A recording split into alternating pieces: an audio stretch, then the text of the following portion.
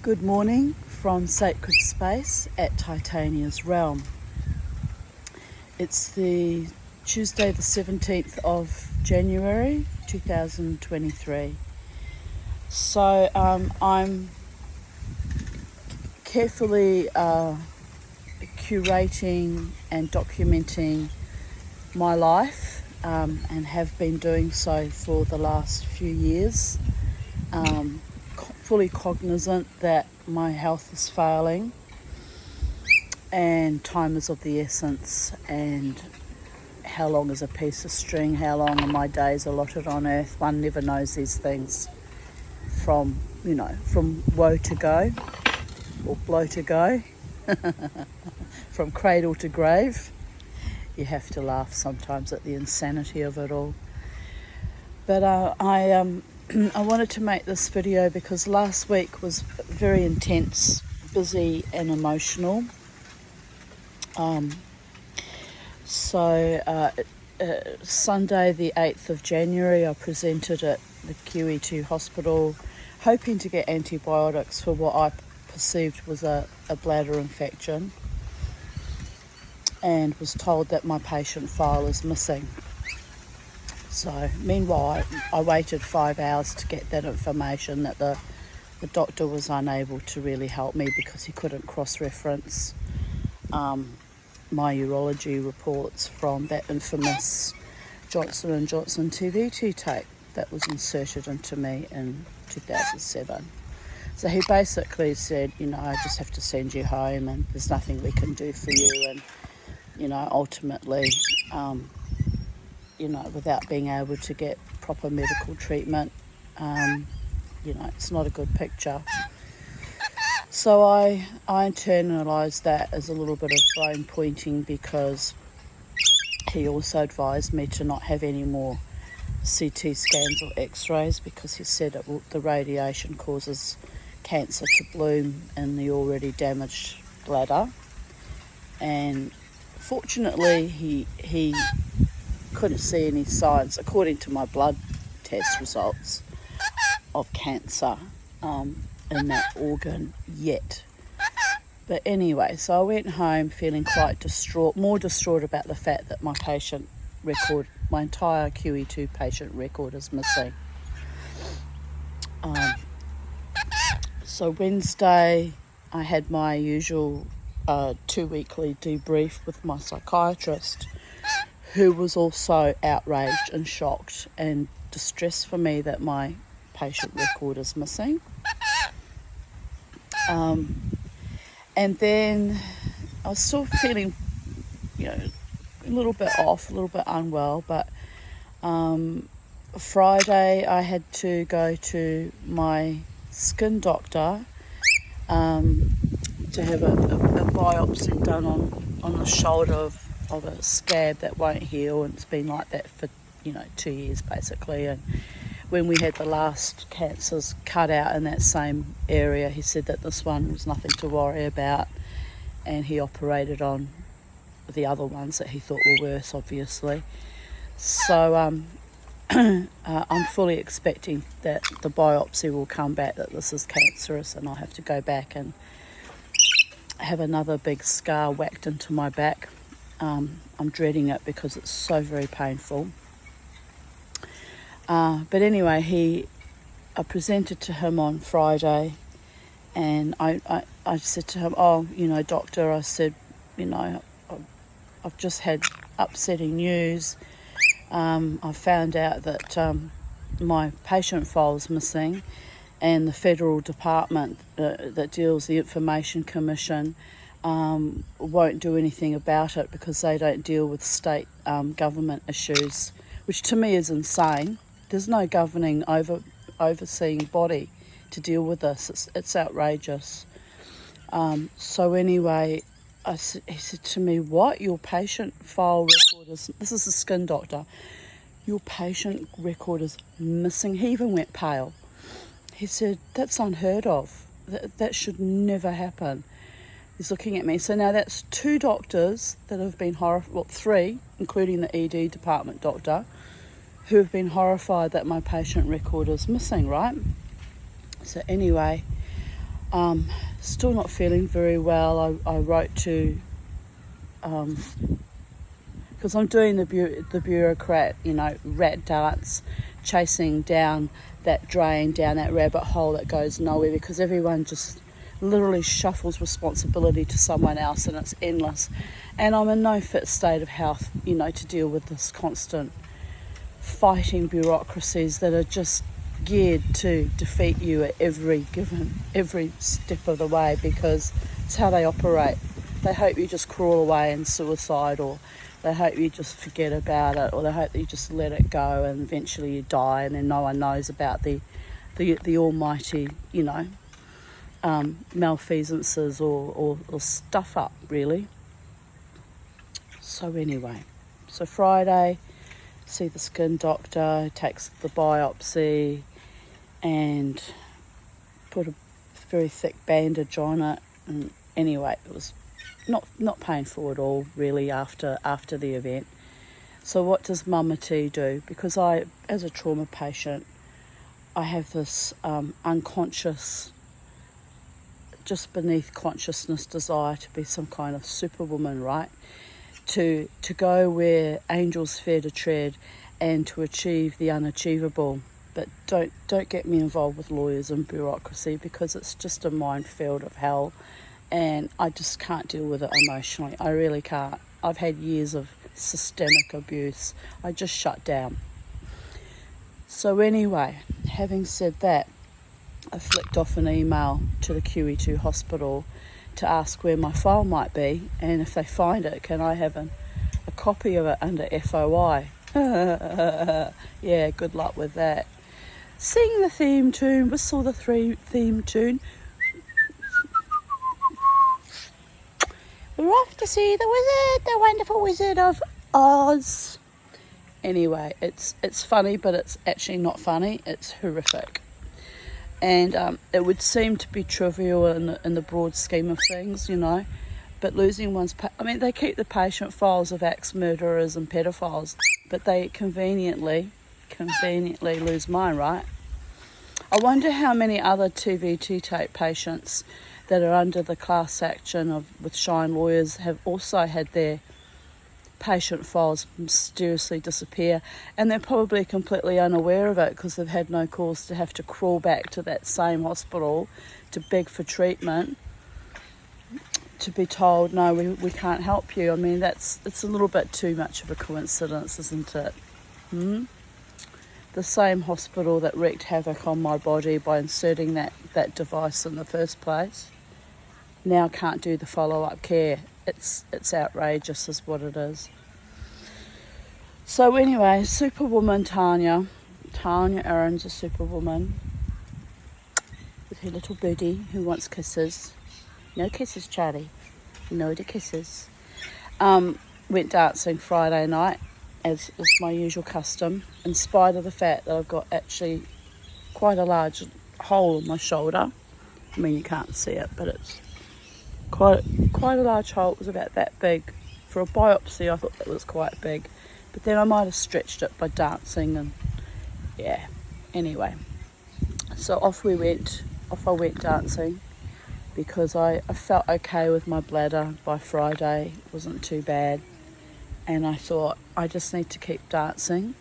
As the ED doctor suggested, she said, you just keep doing the dancing and keep living your best life, because the subtext is they don't think I've got that much longer to live. And I'm starting to worry that I don't have that much longer to live, because my health has been very, very precarious, mainly with, my asthma and my bronchitis. And to this date, I have not yet caught COVID. So if I catch COVID, of course, I don't know. I'm very, very powerful in my call, but one never knows what the outcome of that might be. But anyway, oh yes, Charlie, I've been determined to live my best life for quite some time, because I've had a lot taken from me by the medical cohorts, by other government departments, by, just my own complex PTSD and depression cost me dear by shitty relationships that were life-threatening. I've lost a lot in my life. So I'm committed to living my best life and being as joyful and peaceful and living in some form of comfort and ease as much as is humanly possible, which in my case is sitting in my bird making strange videos for YouTube when I'm not attempting silversmithing, which is another hobby I've embarked on, which is quite expensive, setting up all the equipment. But, you know, in 2 years I've managed to acquire quite a few tools, so I'm very impressed with my mindset of being determined to thrive and to find a way to create and have some level, you know, probably not now at this stage of things, but I still need to acquire more silver, but having a measure of success that I feel satisfied with and feel accomplished by. Yes, my darling, my little darling little birdie. She says, you don't need to be a success, Mummy too. You've got me, and I love you no matter what. Isn't that wonderful? When someone loves you no matter what, you don't have anything to prove. You don't have to jump through hoops. You don't have to beg for love. You don't have to beg for respect or approval or basic human kindness, because you've got a birdie and a doggy and a birdie. Oh, what's up? You want to go up in the tree? I think she wants to go up in the tree. Up in the tree we go. There we go, little one. You go up in the tree, be a bird. Live your best life, Charlie. Eat, drink and be merry, because tomorrow is not guaranteed for anyone. So there is that. So anyway, Friday I danced for 5 hours, which was a lot given I just had a hole pierced into my shoulder to biopsy a nasty cancer, which is probably going to be an even bigger hole soon. Anyway, I'm not looking forward to that, but it'll have to be done.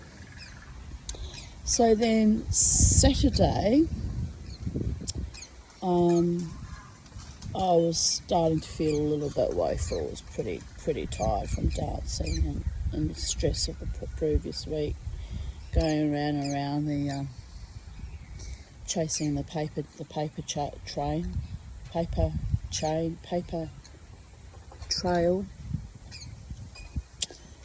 trail that ends with the QE2, because I've conveniently lost my file or destroyed it. So there is that. So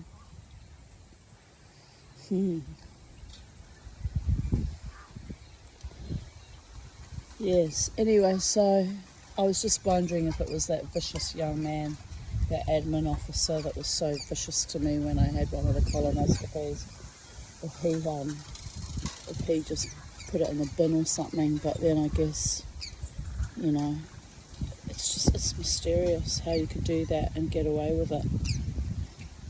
But anyway, if it was him, he's gotten away with it, so there is that. Anyway, so Saturday I was feeling quite exhausted, which is normal after dancing for 5 hours. It usually takes me, 3 to 4 days to recover. So this Sunday came along, and I was perusing Marketplace. I don't even know what made me look at Marketplace, actually. Anyway, I just was glancing at, this was about lunchtime, and I saw this wonderful cabinet for sale, and I flicked off a message and said, is it still available? And I said it was. And I went and I bought it. And then the crisis came that I had to ask my beautiful friends if they would help drop it to, bring their trailer, because it wouldn't fit in my car. bring the trailer and bring it to my place, which they very sweetly did. So if you watch my videos, you would have seen I made a whole video about how excited I am about that cupboard and how beautiful my friends are to me. So I'm very grateful. So, but as a consequence of buying that cabinet, I went straight home and I had to empty out my, well, it was originally my mother's hutch dresser. So I had to take all the china off, and I didn't know where to put the china. So some of it's still on the spare bed. And I had to pull all the containers of beads and findings and all the, collections of, everything that was in that hutch, right? And I didn't have a lot of time because my friends were coming a few hours later. So I had to just quickly chuck it all in shopping, big grocery shopping bags and a milk crate and just fill it all up. And then, because I'm intrepid and a little bit, I have flights of superhuman craziness, I thought, well, the men are coming, the 3 men are coming to help carry that heavy cabinet into my house. But I need to get the hutch dresser out so they can take it away, take it to the front verge, right? Down this long patch of, block. So by myself, I got it on a blanket and I dragged the hutch out to the back door, right, which is there. And that wasn't so much of a problem. It wasn't too heavy because I was just sliding it on a thick woolen blanket. But then I had to get it down the stairs, and oh my, because it's a tall hutch and it's timber, it was quite heavy. So I got stuck getting it down the stairs, so that was pretty funny. And I actually had, halfway down those 3 steps, holding that heavy wooden cabinet, I sort of went into crisis mode and thought, oh, I'm stuck. What am I going to do? How am I going to get it down the stairs? So anyway, by just force of will and bloody mindedness and the adrenaline kicks in, I managed to get it down, and I just laid it down over here because I was done. I couldn't move another muscle. I was seizing up. So anyway, when my friends arrived, they were very kind. They said, how did you get it down the stairs? I said, by sheer determination. I said, but I couldn't carry it anymore. I was done. So anyway, they helped carry it to the front verge where I've put it, hoping that somebody might take it, right?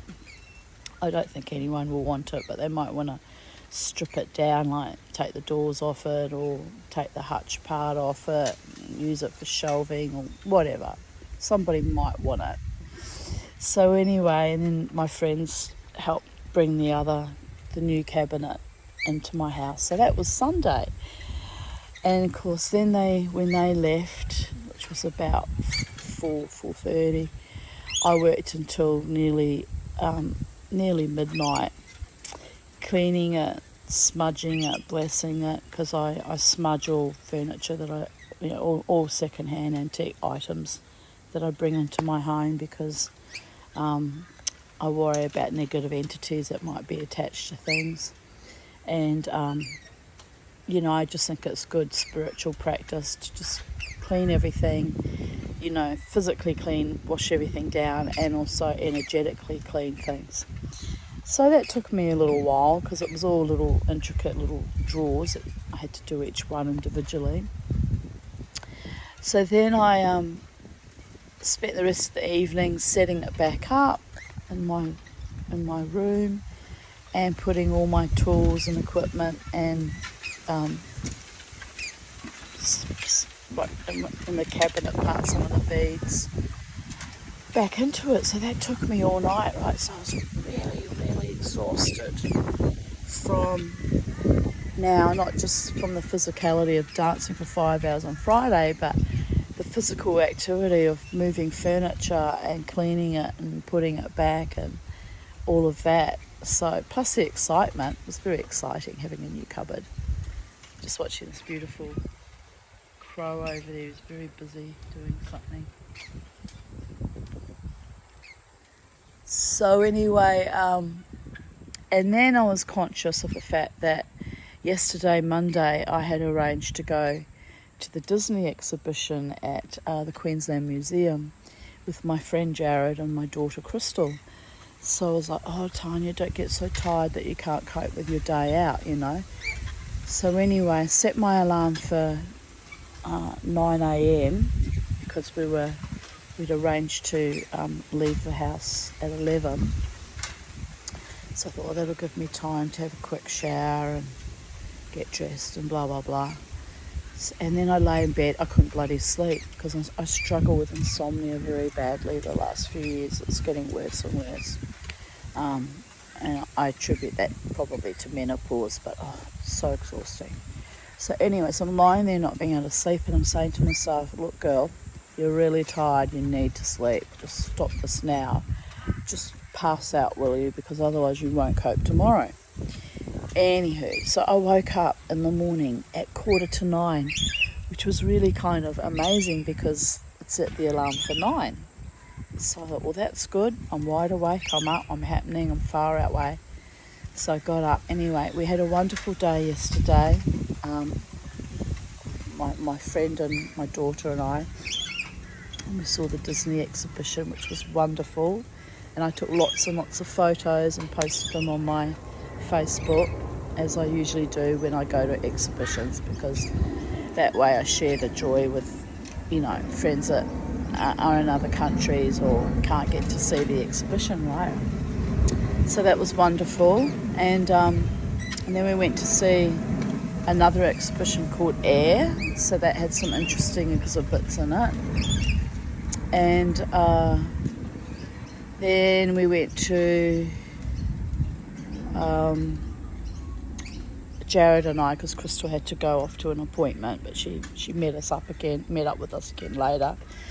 Jared and I then went to the Brisbane Art Gallery, the main art gallery, and had a look at their exhibits, and so there were some interesting things in there.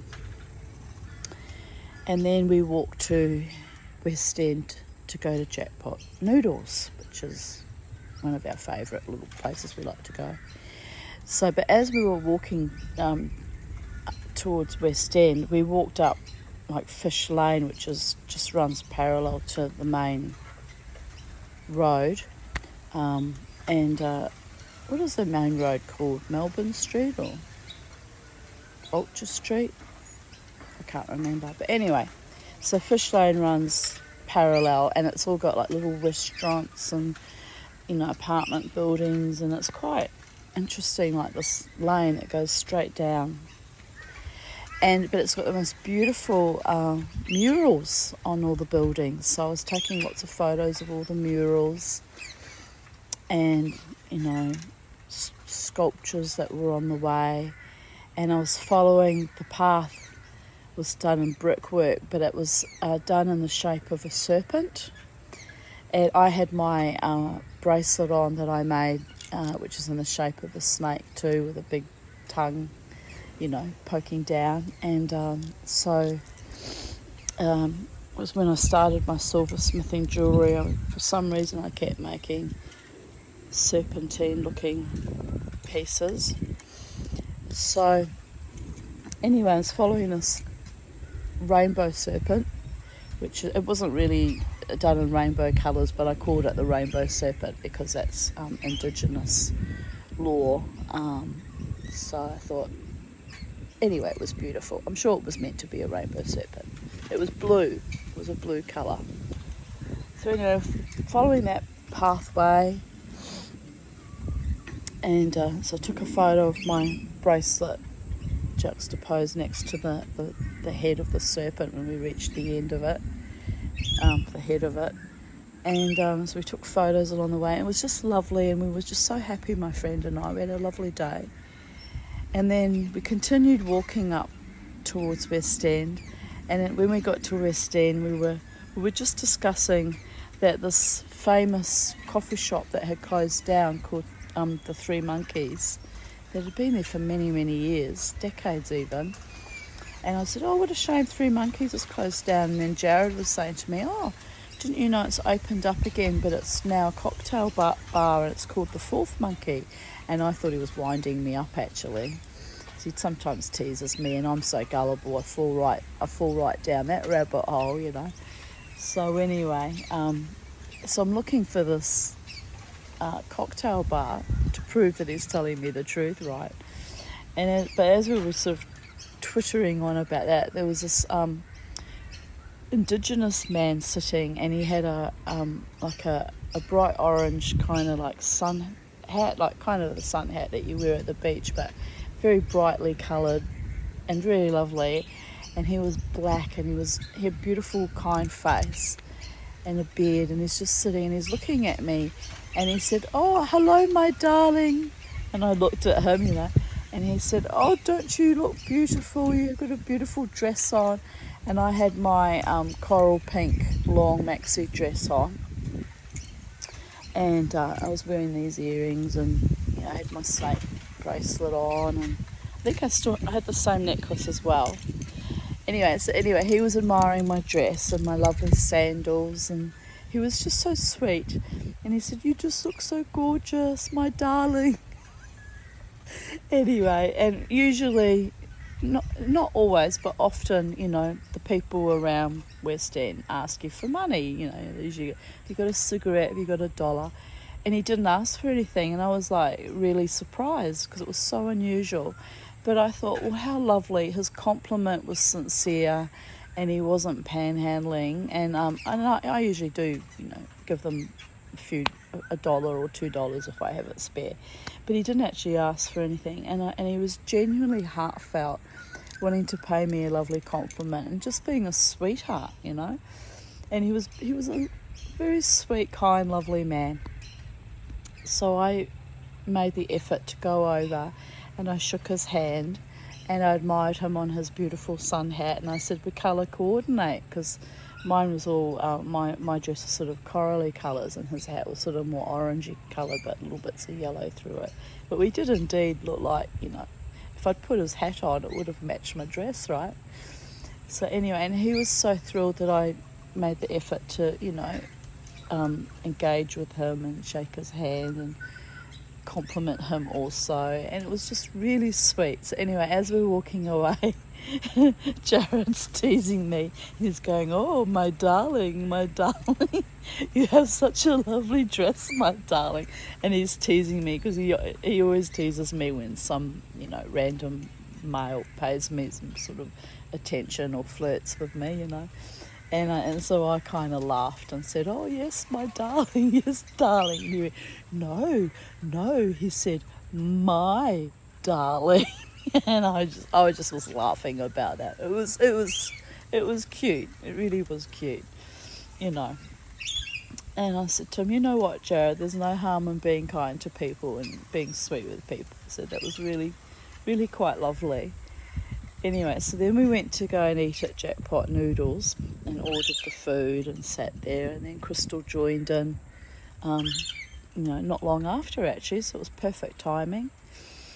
And, you know, and then she actually drove us to the train station where I park my car when I go to the city. And so that was lovely. We had just a lovely day, but now today I'm actually quite tired.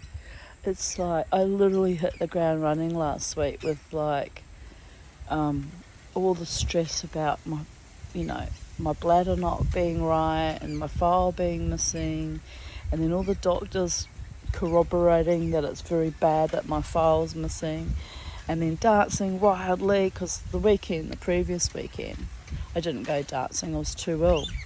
So I went like in the space of a week from being too ill to go dancing to going dancing for 5 hours and moving furniture on Sunday. So yes, it's like, it's full on, man. It's like, this is why I love it. I kind of find it quite amusing when some other entity tells me, "Oh, you know, just go home to die because it's all over, Red Rover, and just live your best life, and, you know, just keep dancing, and we can't do anything for you," and point that gnarly bone at me, because I rise above from my own ashes and do the most almost supernatural feats of human achievement, which for me is a big deal given how unwell I generally am most of the time.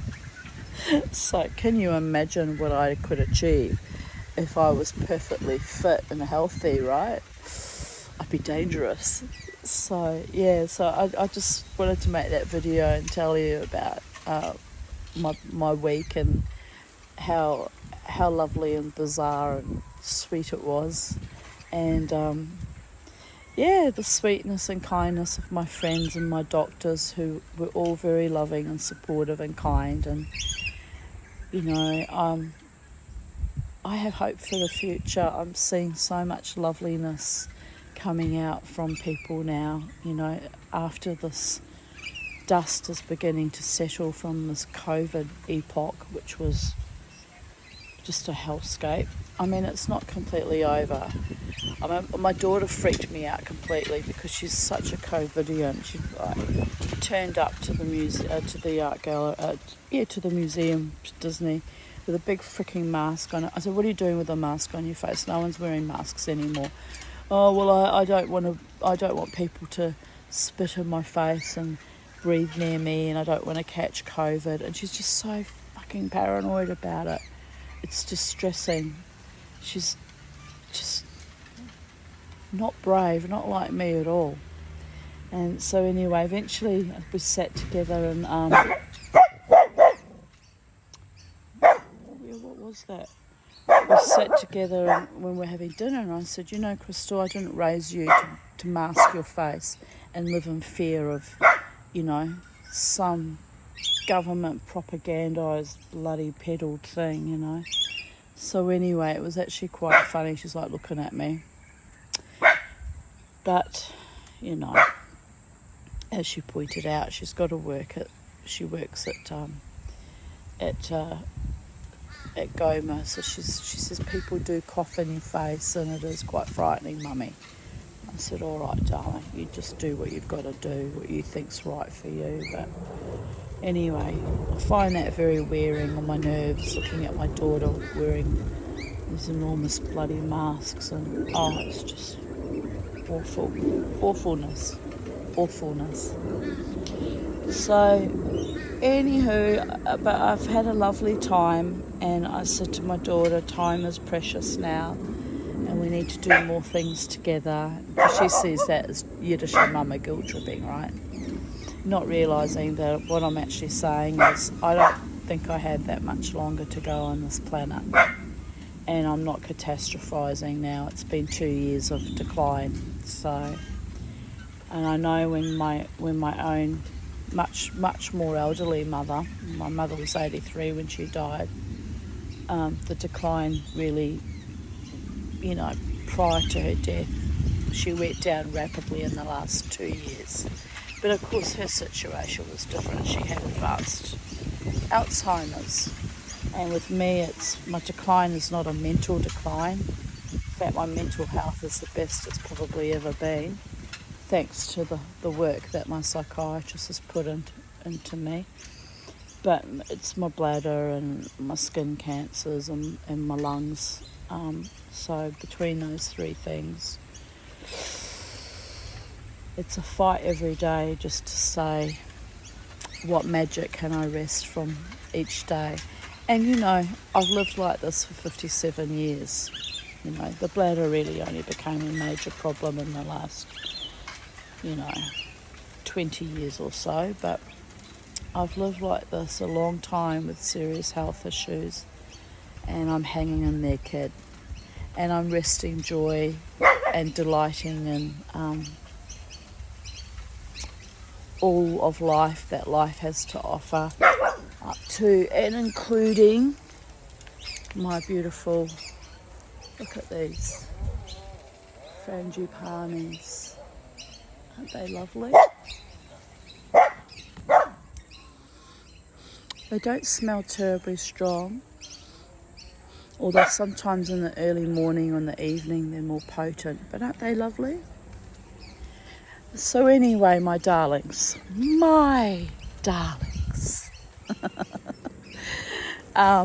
that's my video for today. Just before we go, because I'm so thrilled. I planted these many years ago, and look how exquisite. Hang on, can you see it? That one's a bit in the shade. So my heliconias, parrotbeak heliconias, last year I was very distressed. I only had 3 flowers from them, and this year there's just abundance.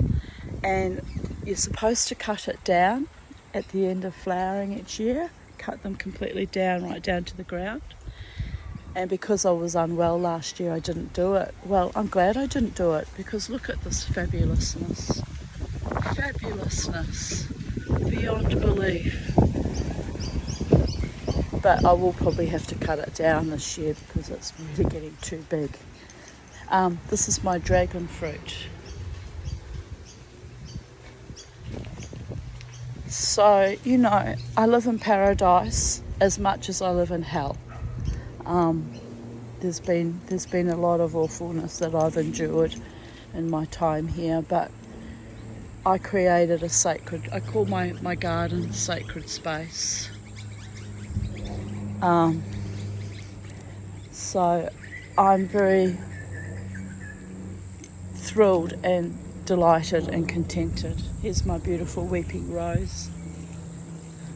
I broke the stem yesterday when I was cutting out some dead wood, so that's a worry, isn't it? But look at her. She's beautiful. Smells divine too. So here's my other white rose just finishing flowering, and my beautiful fish pond with my fishes. In spite of everything, life is not so bad. So goodbye for now from Sacred Space.